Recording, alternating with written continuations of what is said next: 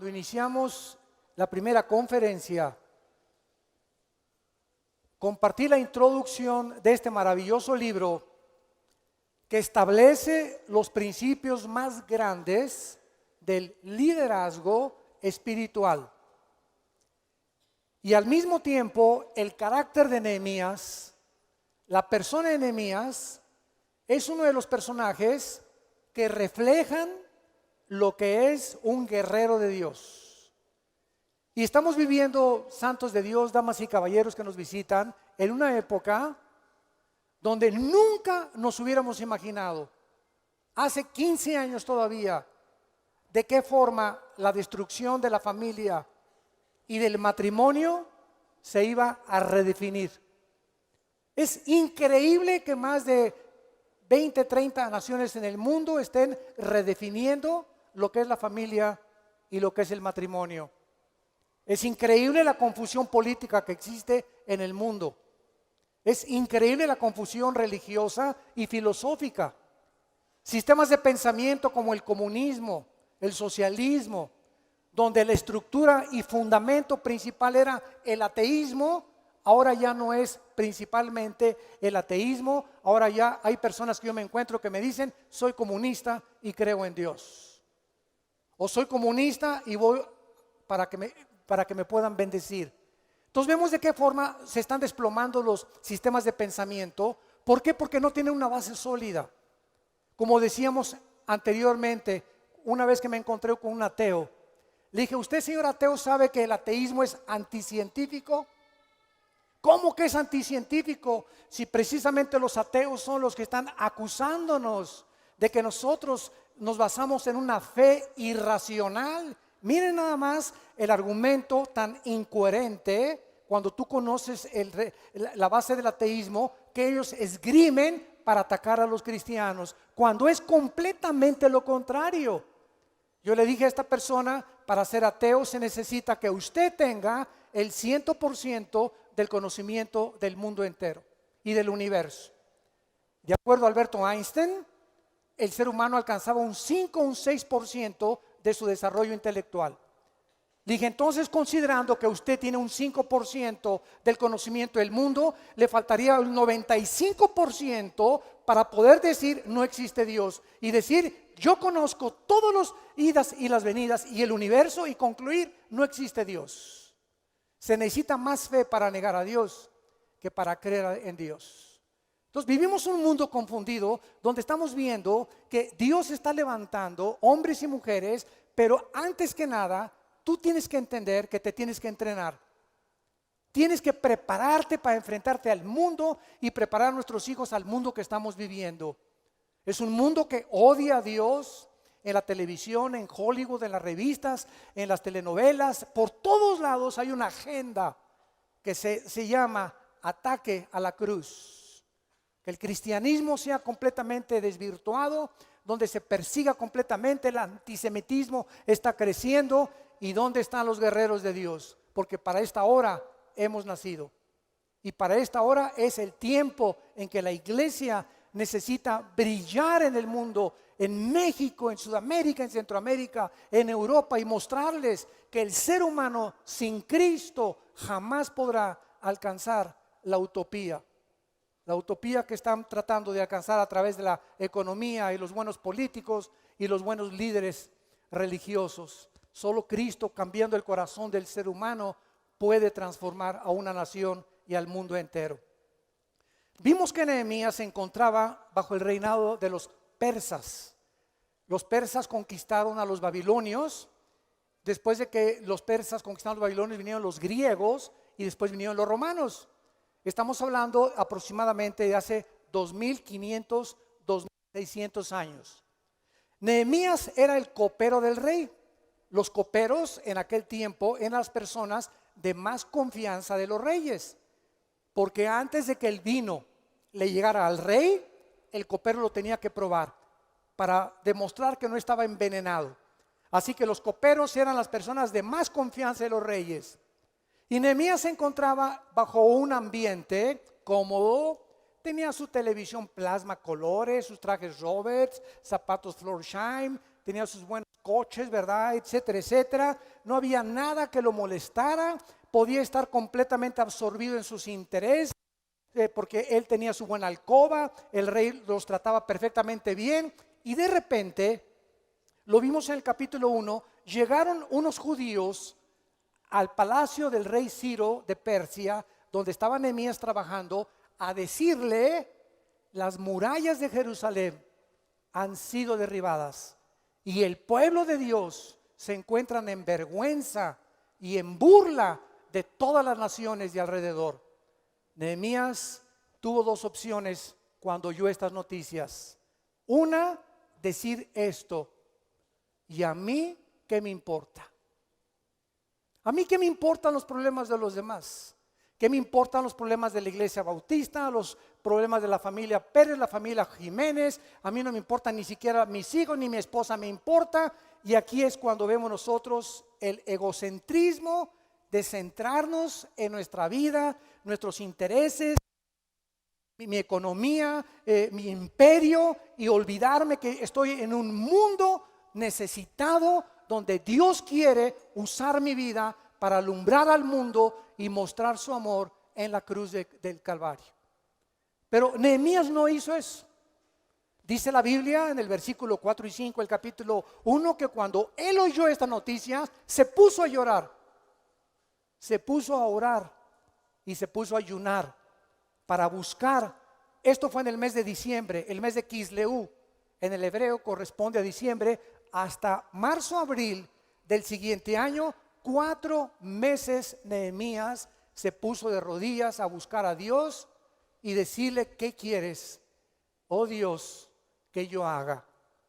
Vimos que entonces Nehemías era un hombre de gran sensibilidad, un hombre que sabía que su propósito en la vida no era solo ser ingeniero, no solamente era ser arquitecto, no era solamente ser plomero, carpintero o maestro, deportista o cantante. Estas cosas son secundarias y nos ayudan para enfrentar al mundo, pero el propósito principal por el cual tú vives y yo vivo es conocer a Dios. Conocer a Dios, esta es la vida eterna, y servir a Dios, involucrar, y la obra de Dios tiene que ser la prioridad en mi vida. En segundo lugar, de Dios mi esposa, en tercer lugar mis hijos, y en cuarto lugar mi trabajo y la obra de Dios y la iglesia. Porque hay muchas personas que creen que la iglesia y la relación con Dios es lo mismo. Entonces van a la iglesia, no fallan el domingo y se persignan y toman comunión y van de peregrinación o lo que quieras, pero entre semana no tienen una relación con Dios. Entonces, si tú crees que el agradar a Dios es solamente ir el domingo a una iglesia, te conviertes en una persona religiosa. Pero lo que Dios anhela es que tengamos tiempo para Él. Para Él. Nos llamó a la comunión con su Hijo Jesucristo. 1 Corintios 1:9. Nos llamó a vivir cerca de Él. Y para que de esta comunión que tenemos con Él diaria, brote entonces la visión que nos quiere dar para poder descubrir el verdadero propósito por el cual sigo viviendo en este planeta. Y ahora vamos a ver en el capítulo 2, nos vamos al capítulo 2 de Nehemías, versículo 2, y vamos a ver que Nehemías, aparte de todas las características que hemos nombrado, que era un hombre que conocía el carácter de Dios, tenía un sentido de misión de la obra de Dios, era un hombre de oración, un hombre sensible, era un hombre que sabía que la gracia de Dios es importante para hacer su obra. Encontramos en el versículo 2 del capítulo 2 que dice: y me dijo el rey: ¿por qué estás triste tu rostro? Pues no estás enfermo, no es esto sino quebranto de corazón. Entonces temí en gran manera. Muy bien. Nehemías, después de que oyó estas noticias, ¿qué fue lo que hizo? Se puso a orar, se puso a buscar el corazón de Dios durante 4 meses. Entonces, durante estos 4 meses se acercó al rey, y el rey notó que el rostro de Nehemías ya no estaba tan contento, que estaba un poco triste. Y el rey apreciaba a Nehemías porque Dios le había dado gracia a Nehemías a los ojos del rey. Entonces el rey le preguntó a Nehemías: ¿qué te pasa, Nehemías? Y fíjense que esto era pena de muerte, porque no es tener contento al rey o deprimir al rey le cortaban la cabeza. Entonces corrió un riesgo grandísimo, pero estaba tan acongojado Nehemías por su pueblo, por volver a levantar las murallas de Jerusalén, que ya no le pudo ocultar al rey su estado de ánimo verdadero en que se encontraba. Acuérdense ustedes en el capítulo 1, versículo 1, que cuando llegaron a darle la noticia fue en el mes de Kisleu, ¿ok? Esto fue diciembre. Y dice el capítulo 2, versículo 1, sucedió en el mes de Nisán. O sea, en el capítulo 2, Nehemías se encuentra 4 meses después de que sus hermanos le notificaron que Jerusalén estaba quemada y las murallas derribadas. Entonces, vemos nosotros que otra característica de Nehemías era la prudencia. ¿Qué cosa es la prudencia?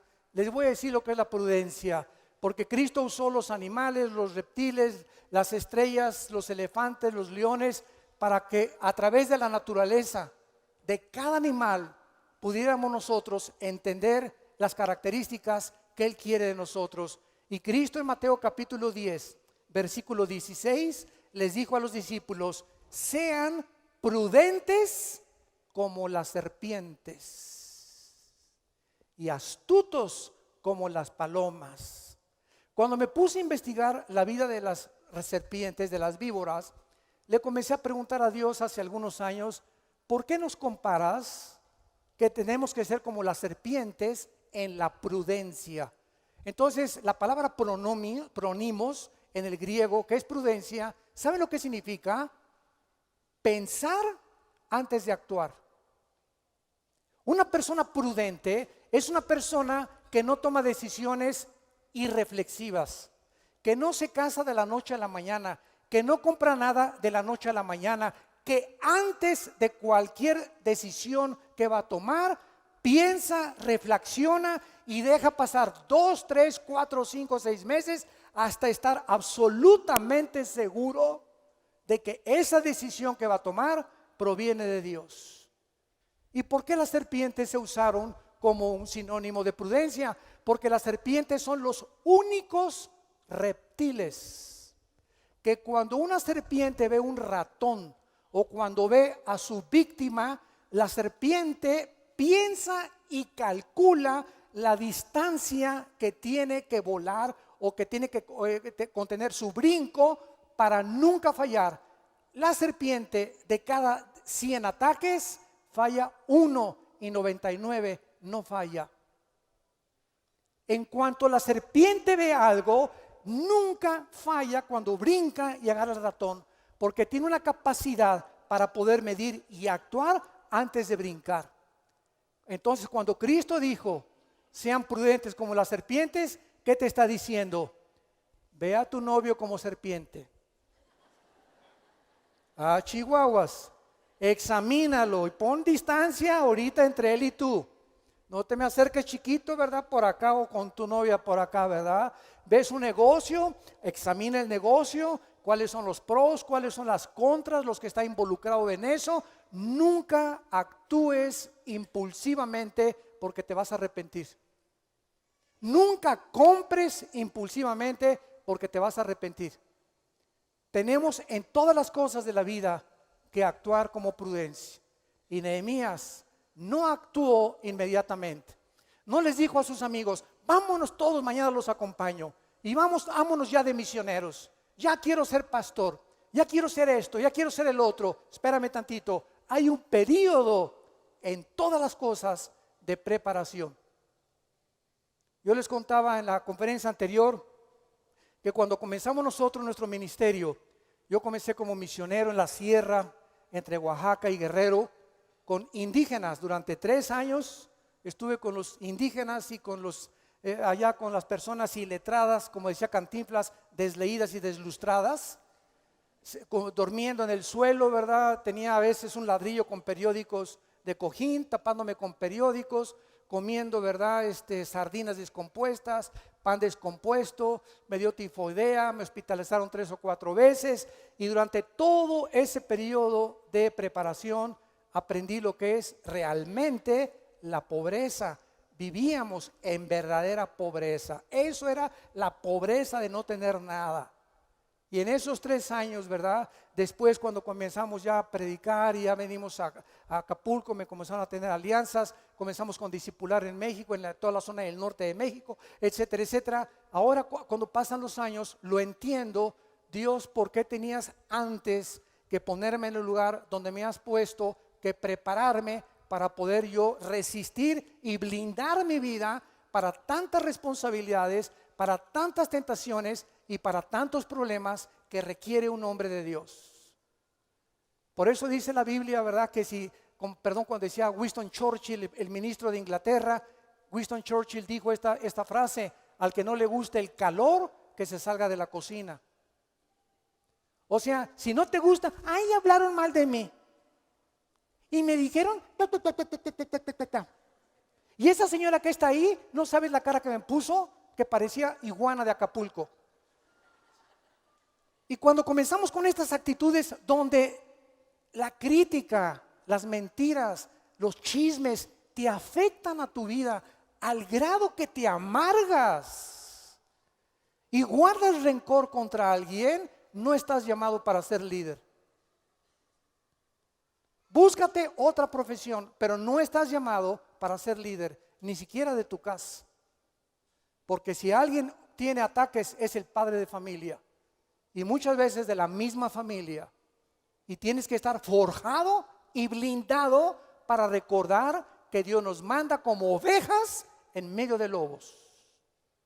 Y el mundo no son conejitos ni Disneylandia, es un mundo ocupado por los poderes de las tinieblas, donde vamos de paso como el ejército de Dios, donde nos va a sacar Dios y vamos a regresar a establecer su reino. Pero ahorita el príncipe de este mundo se llama Satanás, y él está buscando la manera de abortar la misión que Dios tiene para tu vida.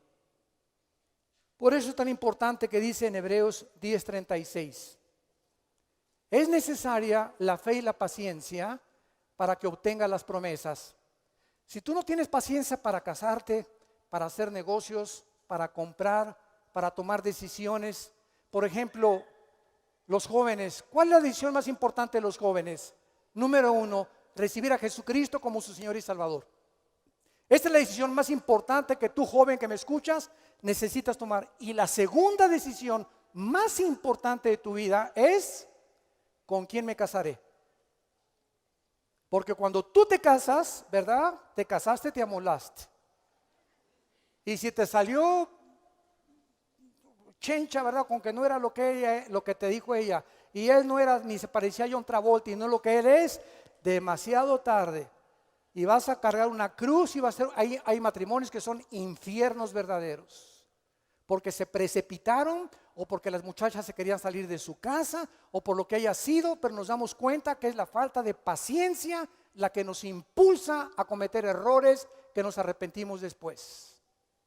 Entonces es necesaria la paciencia para que cuando Dios vea que confías en Él y le dices: Señor, no quiero hacer este negocio, voy a orar 3 o 4 días o una semana.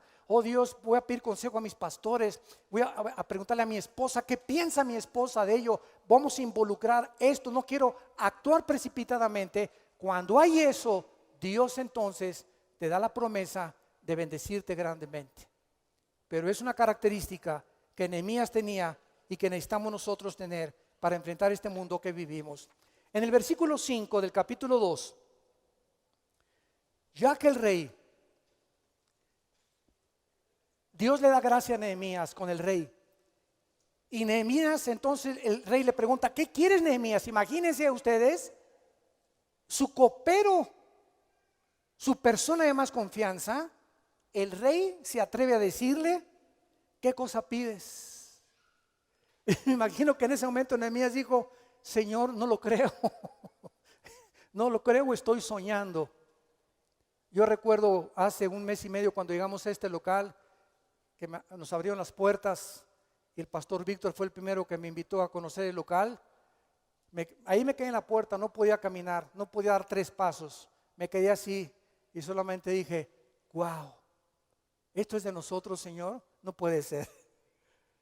Y después Dios me dio mis buenas, ¿verdad? Sí, hombre de poca fe.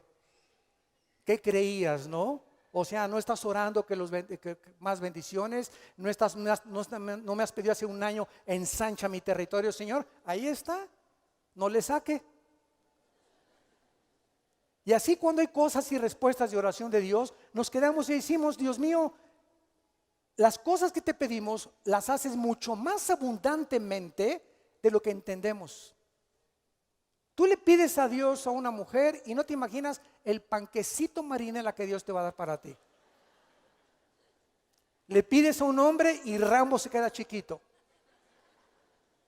El que no escatimó a su hijo, ¿cómo no nos dará todas las cosas?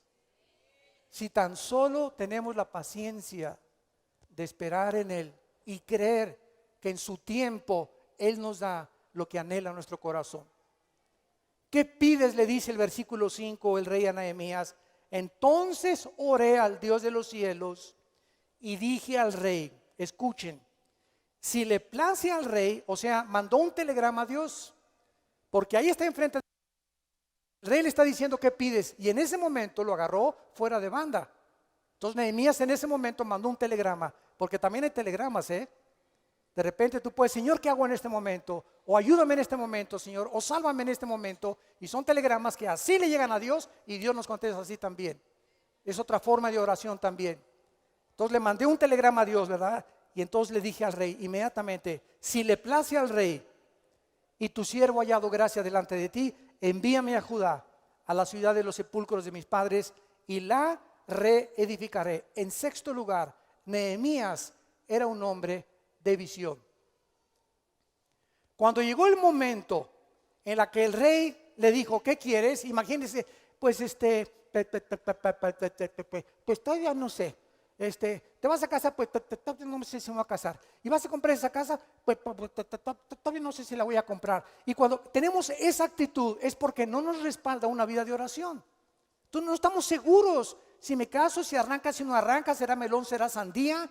Y así nos pasamos la vida. Y tenemos que tener la visión de qué es lo que queremos en la vida. ¿Qué es lo que quieres? Todos anhelamos un buen matrimonio, hijos sanos, todos anhelamos ser prosperados, todos anhelamos conocer a Dios, todos anhelamos que Dios nos bendiga mucho más abundante de lo que pedimos, entendemos. Lo único que nos pide Dios es, sean obedientes. Es todo. Obedece mi palabra. Guarda mis mandamientos. Sé compasivo por la gente. Búscame con todo tu corazón y te enseñaré cosas grandes y ocultas que tú no conoces. Después de que Dios le da la gracia a Nehemías, él sabía lo que él quería. Quiero que vean un principio en Jeremías capítulo 11, versículo 18. Vean en este versículo la profundidad de esta revelación. Jeremías 11, 18. Y Jehová me lo hizo saber y lo conocí, entonces me hiciste ver sus obras. Subrayen 3 palabras: saber, conocí, ver. Vean ustedes que primero tiene que haber revelación. Me lo hiciste saber. ¿Dónde vamos a saber lo que Dios quiere para nuestra vida? En la Biblia. Romanos 12:2. No se conformen al mundo, sino transfórmense por medio de la renovación de vuestro entendimiento, para que comprueben cuál es la buena voluntad de Dios, agradable y perfecta.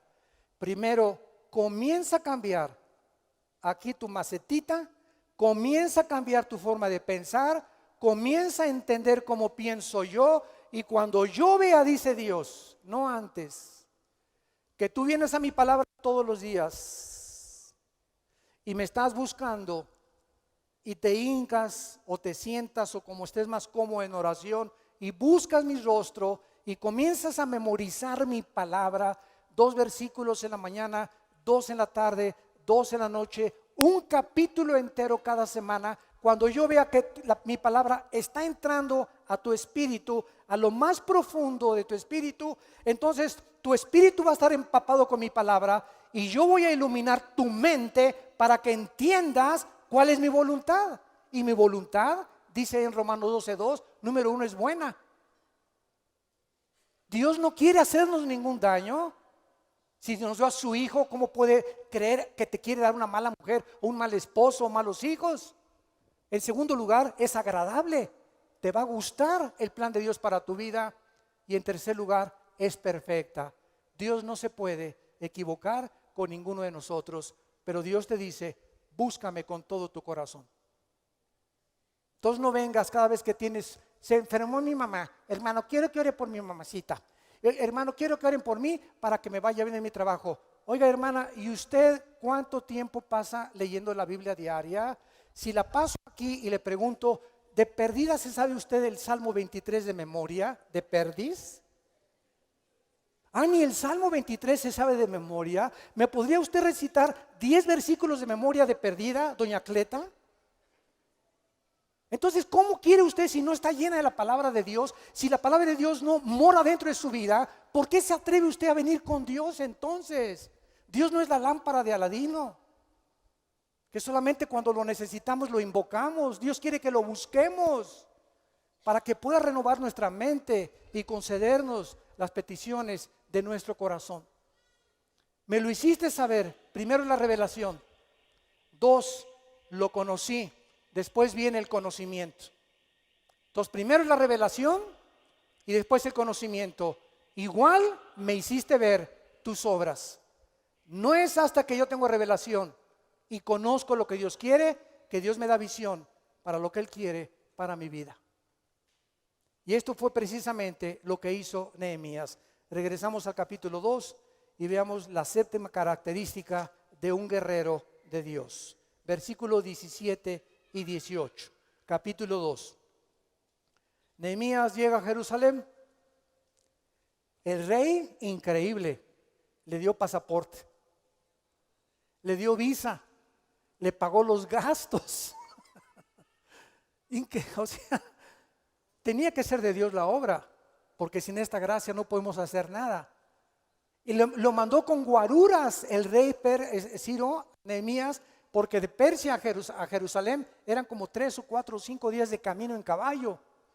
Y ya con todo esto que el rey le dio a Nehemías, Nehemías pues llega, ¿verdad? Y todos sus hermanos, el cuadro que él encuentra en Jerusalén es, pobre de mí, como perrito lamiendo cerillas, nadie me quiere, nadie me ama, estuve en el hospital y nadie me visitó, estuve en la cárcel y nadie me fue a ver, ay, todos me ven feos, en la iglesia son puros hipócritas todos, pero tú no, ¿verdad? Y comenzamos a centrarnos en nosotros mismos y a lamentarnos. Y saber una cosa, un cristiano desanimado es un cristiano derrotado. Cuídense del ánimo. Yo les he dicho muchas veces, cuando veas que nadie te echa porras y nadie te sientes que nadie te alaba ni que te dice qué bonita estás, qué guapo estás o lo que sea, comienza alabío, alabao, alabim, bomba, yo, ra, echándonos porras, ¿verdad? Y esto es bíblico, ¿sabían? Porque en el Salmo 42, David estaba muy triste y dijo, alma mía, él se hablaba así mismo, alma mía, ¿por qué te abates dentro de mí? Comienza a hablarte a ti mismo, Pancho, ¿por qué estás tan triste dentro de ti? Armando, ¿por qué estás tan agüitado dentro de ti? Oh, no, yo no me importa, aunque las montañas se traspasaren y nadie me quisiere y todos me escupieren, yo esperaré en Jehová y mi higuera volverá a reverdecer. ¡Aleluya! Gloria al Señor.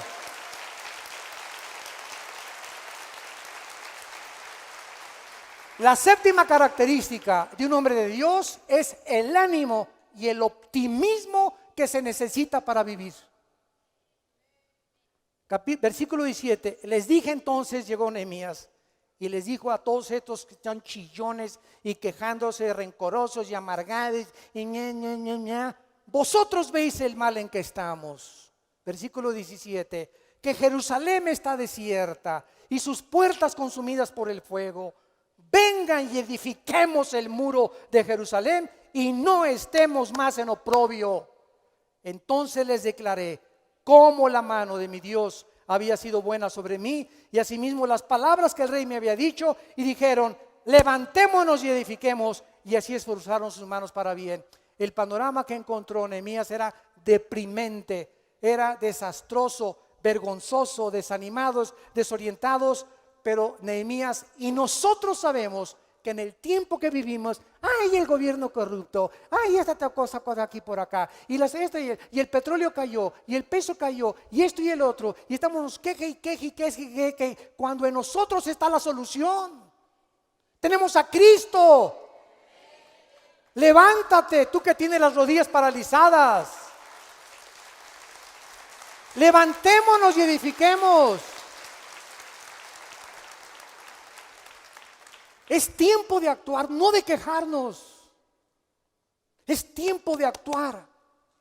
El mundo está a nuestro alrededor, derribadas las murallas en todos los sentidos. Es tiempo que entremos en acción como iglesia. Un líder es una persona que hace que sucedan las cosas. Un líder es una persona que sabe cómo motivar a la gente a trabajar.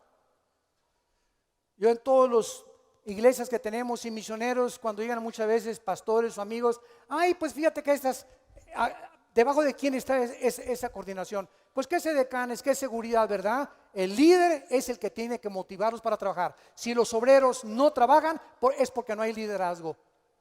Porque el líder es la persona que sabe cómo poner a trabajar a la gente.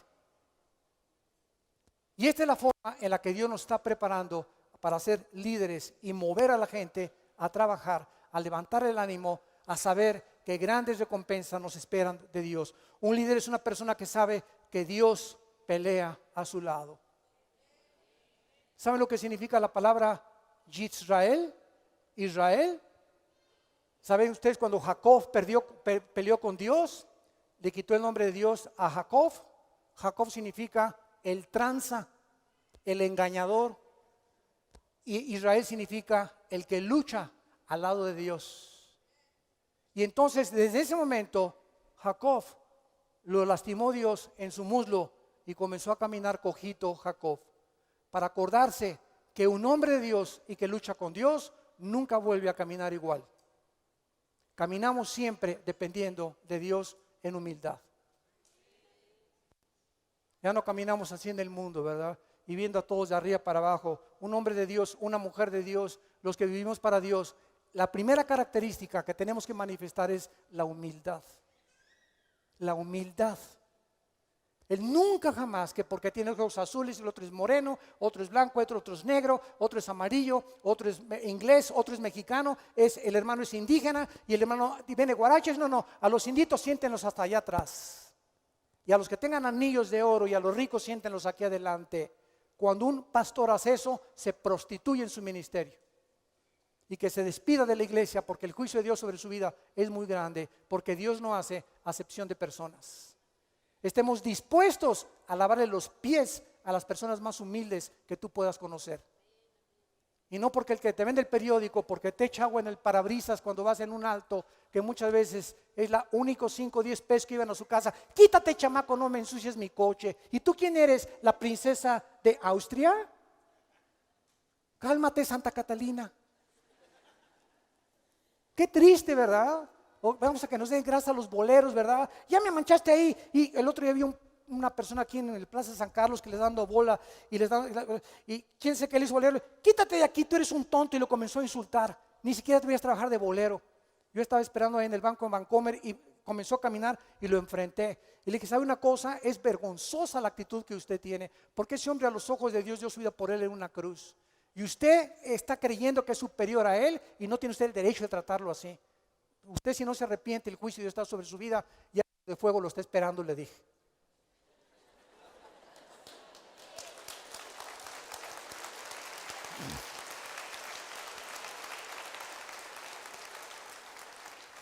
Con Dios siempre debemos ser optimistas. Los cristianos debemos luchar por la justicia. Los malos triunfan cuando los buenos no hacen nada. Y cuando oímos casos, ¿verdad? Mi esposa tiene un ministerio que ayuda a las mujeres que sufren violencia intrafamiliar. Ustedes lo conocen, se llama Tamar, está aquí en Toluca, las oficinas. Y son cientos de mujeres a la semana que llegan a las oficinas de Tamar. Ya les dimos aquí una oficina para que también ellas puedan pagar menos de renta y tener más oportunidad de ayudar a más mujeres, porque tenemos suficiente espacio aquí para poder ayudarlas también a ellas. Y cuando tenemos esta actitud de estar tratando de ayudar a la sociedad en los problemas que existen y nos involucramos con esas mujeres, que nadie en la calle da un quinto por ellas. ¿Cuántas mujeres que las golpea su esposo no se van a ningún lado porque no tienen dinero para salir de sus casas? No hay quien llore con ellas, no hay quien las abrace. Con hijos, madres solteras. Y nosotros en una cama de seda viviendo en un colchón Simmons, no importando lo que está pasando en el mundo. Ese es el mensaje que tratamos de inspirar en ustedes. Tenemos que involucrarnos en la obra del mundo, en la sociedad del mundo, y poder alumbrar al mundo con el evangelio de la gracia de Dios. Ahora en el versículo 19 y 20 encontramos la octava característica de un guerrero de Dios. Pero cuando lo oyeron Sanbalat, Horonita, Tobías, el siervo amonita, y Gesem el árabe, con que sí, ¿verdad? Con que Vida Nueva está levantando otra iglesia. No les va a durar mucho. Y viene siempre, dice Eclesiastés capítulo 4, toda excelencia de obras despierta la envidia del prójimo. ¿Ya viste el vestido que trae doña Cleta? Parece china poblana. ¿Y ya viste el carro que trae ahora este hermano? Porque tú estás en un bochito. ¿Sabes una cosa? A lo mejor este hermano, Dios lo bendijo con un carro mucho mejor que el que tú tienes, porque a lo mejor ese hermano da 5 veces más a la obra que lo que tú das. Porque siempre los que más se quejan son los que nunca dan. Y los que están siempre criticando a la iglesia de Cristo. Entonces, cuando tenemos esa actitud, ¿verdad? Hay que esperar que si estamos levantando una obra, por favor, tiene que haber oposición. Tiene que haber gente que son envidiosas y que van a hablar mal y van a venir ataques, y tenemos que estar dispuestos para soportar y perdonar y orar por nuestros enemigos, porque no podemos nunca maldecir a nadie. Entonces, cuando lo oyeron Sanbalat Horonita y Tobías el siervo amonita y Gesem el árabe, hicieron escarnio de nosotros y nos despreciaron diciendo: ¿qué es esto que hacen ustedes que se rebelan contra el rey? Y la respuesta les dije: el Dios de los cielos, Él nos prosperará, y nosotros sus siervos nos levantaremos y edificaremos, porque vosotros no tienen parte, ni derecho, ni memoria en Jerusalén. Esta es la forma en la que tenemos que nosotros reaccionar y no humillarnos y no hay esto y nos desanimamos. La octava característica es que un guerrero de Dios es un hombre de valor y sabe que es Dios el que lo va a defender. Levantémonos y edifiquemos. Esto es lo que Nehemías les dijo: siempre habrá oposición y un líder espiritual nunca se desanimará, nunca aventará la toalla al suelo. Nos crecemos al castigo como los caballos, como los toros. No sé cuántos de ustedes conozcan el secreto de la tauromaquia. Hace muchos años nuestro padre carnal construyó la plaza de toros Caletilla en Acapulco, que está allá por la zona de Caleta, las playas de Acapulco. En la plaza de toros mi padre la construyó, él era ingeniero. Y me acuerdo que Alejandro y yo éramos niños, y mi mamá está aquí también. Mamita linda, tú eres la semilla, tú eres la raíz de toda nuestra semilla. Todos estamos aquí, somos tu semilla, mamá. Te bendecimos, te bendecimos, te bendecimos.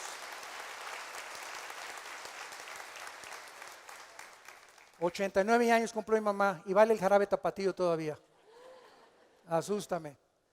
Entonces, me acuerdo que metían los toros, se llaman toriles, antes que salgan al ruedo los toros, y ahí en los toriles hay unas como rejones con un listón del color de la ganadería, ya sea que sean de pastegé o de lo que fuera, no miura, y entonces le entierran aquí en la cerviz eso, y cuando el toro sale a la plaza, no sé cómo los han visto, salen los toros así, pero así, ¿verdad? Orgullosos, levantados, buscando a ver aquí, a ver quién quiere ponerse enfrente de mí, ¿no? Entonces el torero, antes de meterse con él, lo está detrás de los burladeros observando al toro, a ver cómo empuja, cómo hace, y le mandan a los banderilleros, que tienen unas rejones, las banderillas, como de 3,5 pulgadas de puro acero, con el propósito de que después de los 3 pares de banderillas, o sea, 6 banderillas aquí arriba, el toro se desangre y el toro pierda su fuerza, para que cuando el héroe, porque el héroe es el torero, ¿verdad? Cuando el torero se pase, nada más le haga así, ¿verdad? Ole, y con la chicuelina y lo que quieras, y torero, ¿verdad? Y el héroe es el torero. Pero una de las cosas que hacen los jueces de la plaza, que cuando el toro, a pesar de las banderillas, y luego viene el caballo y el rejoneado, el caballo que le comienza a clavar el rejón, y desde el caballo le entierran más para desangrarlo más y debilitarlo más, para que sea menos bravo con el torero. Cuando los jueces de la plaza ven que el toro sigue con la misma furia y la misma casta y no se desanima, y éntrale, saca a la gente pañuelos blancos y le perdonan la vida al toro. Se llama indultar al toro, y lo regresan a los carriles, a los toriles, para que sea garañón y produzca más toros con la fuerza y la genética que ese toro tiene. Y así es con los cristianos. El mundo está esperando para banderillarte, y viene tu suegra y bándele como que no, y llórale también esto, y vas y todavía te está esperando, ¿verdad? Tu suegro también, llórale. Llegas a tu oficina, y en lugar de que todos estos ataques que el mundo y el diablo usa para que bajemos la cabeza, para que nos desanimemos, para que nos amarguemos y para que aventemos la toalla, el que trae casta de guerrero se crece al castigo. Y mientras más oposición tienes, con más fuerza vives, con más valor te enfrentas a la vida, porque crees en aquel que te dijo: nunca te dejaré ni nunca te desampararé.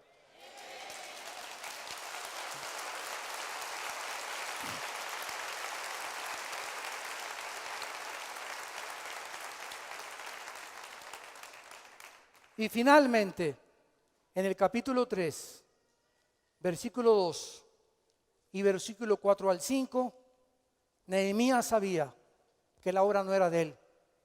La obra no es de un hombre, la obra es de toda la familia de Dios. Yo les dije al principio: ¿qué haríamos mi esposa y yo si no tuviéramos los pastores que tenemos? Hombres fieles, hombres probados, hombres que aman a su esposa, que aman a sus hijos, hombres que son fieles a nosotros, hombres que sirven a Dios de corazón y no por el salario, hombres que se han enfrentado a no se imaginan cuántas cosas nos hemos enfrentado.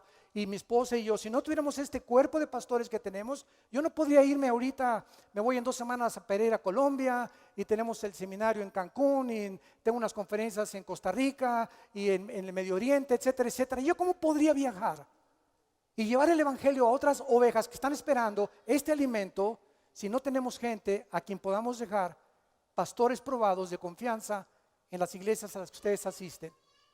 Y nos ha tomado 30 años en entrenar a estos hombres, 30 años para formar un hombre de Dios.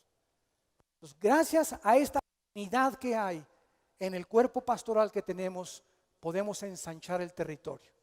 Porque un pastor que no tenga 2 o 3 hombres que él haya entrenado, discípulos Timoteos, pastores que me escuchen, esto es para ustedes. Si tú no tienes hombres en 4 o 5 años a quien tú has levantado y has discipulado 3, 4 veces a la semana, cuando tú te mueras o cuando tengas que ir a otro lado, ¿quién va a enfrentar tu iglesia? Quiero 2,000 personas. 2,000 personas requieren 8 pastores de tiempo completo, por lo menos. Pero encontramos que todo se concentra en un solo hombre. ¿Por qué? Por falta de visión y de entendimiento de cómo funciona la iglesia de Jesucristo. Somos un cuerpo y Nehemías lo sabía. Versículo 2 y del 4 al 5. Junto a ella o a las murallas edificaron los varones de Jericó, Zacur, hijo de Imri. Versículo 5 al 7. E inmediato a ellos, junto a la familia González, restauraron los Martínez. Pero sus grandes no se prestaron para ayudar a la obra del Señor. La puerta vieja fue restaurada por Joiada, hijo de Paseá, y Mesulmá, hijo de Besodías. La enmaderaron, levantaron sus puertas con sus cerraduras y cerrojos. Junto a ellos restauró Melatías, Gabaonita y Gadón Meronita, varones de Gabaón y de Mispa, que estaban bajo el dominio del gobernador de junto al lado del río. Cuando Nehemías llegó, lo primero que hizo es: ¿cuántas familias hay? Cuando les dimos la noticia, ¿se acuerdan? En el otro edificio, nos vamos a cambiar. Comenzamos a ver cuántas familias tenemos. Y comenzamos a invitarlos: ayúdenos, porque no se imaginan cómo estaba este lugar. Estaba, pero bueno, todos los edificios, ¿verdad? Sin pintura, no había estas cosas de tabla roca, no había nada de lo que ven ustedes ahorita, los baños echados a perder. Y durante un mes, impresionantemente, ustedes, las familias, a quienes le estamos eternamente agradecidos, a quienes Dios recompensará grandemente, vinieron con su bote de pintura, con su escoba, con su trapeador, a dar 3, 4, 5 horas a la obra de Dios. Y aquí estoy, hermano, y aquí voy a barrer arquitectos y doctores y electricistas y plomeros. Yo soy carpintero, vete para allá. Yo soy electricista, vete para allá. Y casi la mitad de la obra que hemos hecho ha sido de voluntarios, de familias de ustedes. ¿Se imaginan el agradecimiento que tenemos con ustedes y las bendiciones tan grandes que Dios les va a dar? ¿Por qué? Porque somos una familia y somos una unidad. Vean lo que dice en 1 Corintios capítulo 12 en el Nuevo Testamento para terminar. Dice 1 Corintios capítulo 12 versículo 4: hay diversidad de dones, pero el Espíritu es el mismo. Hay diversidad de operaciones, ministerios, pero el Señor es el mismo. Versículo 12: porque así como el cuerpo es uno y tiene muchos miembros, todos los miembros, siendo muchos, son un solo cuerpo, así también Cristo. Nuestro cuerpo humano es usado como una analogía de la iglesia. Mi cuerpo tiene orejas y el tuyo también. Imagínense la oreja diciéndole a mi nariz: tú no puedes oler. Y mi nariz: pues tú no puedes oír. Y la boca: y ustedes no pueden hablar. Y las manos: y ustedes no pueden agarrar. Imagínense que cada parte de nuestro cuerpo, las manos, los oídos, el gusto, los ojos, la nariz, actuaran independientemente. Dios forma el cuerpo humano en una armonía extraordinaria para que estas orejitas funcionen en coordinación con mi nariz, con mi boca, con mis ojos, con mis manos, de todas las órdenes vienen del cerebro. Así es como funciona el cuerpo de Jesucristo. Unos son la oreja, otros son la nariz, unos hablan lenguas, otros no hablan lenguas, otros se revuelcan en el piso, otros danzan y dan como reguilete vueltas por todos lados, otros no creen en esto, otros en esto. Pero si tú estás bautizado por el Espíritu Santo y eres miembro del cuerpo de Cristo y crees que la salvación es por gracia y que Cristo pagó por ti en la cruz, si te llamas bautista o pentecostal o nazareno o la etiqueta que la botella tenga, no me importa la etiqueta, tú eres mi hermano en Jesucristo. Y te amo y te debo de respetar.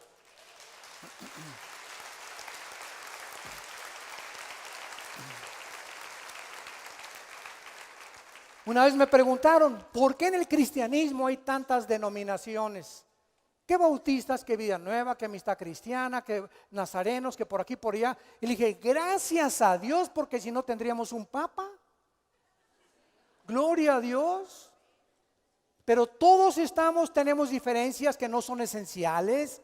Unos bautizan en el nombre de Jesús, otros en el nombre de la Trinidad, unos en agua, otros por aspersión. Unos creen que los cristianos tienen demonios, otros no. Otros dicen que tienes que hablar en lenguas, otros dicen que no. Todas esas doctrinas no son esenciales para la salvación. Las que son esenciales son las que nos unen, y cuando estemos en el cielo nos vamos a poner de acuerdo. Pero mientras estamos aquí, nos debemos amar y soportar y perdonar los unos a los otros. Porque esto es lo que Dios busca en el corazón de cada uno de ustedes. Que Dios los bendiga, que les siga llenando de su conocimiento, de su gracia y su sabiduría, y que se pueda levantar de esta iglesia verdaderos guerreros de Dios. Oremos. Señor, te damos gracias por tu palabra.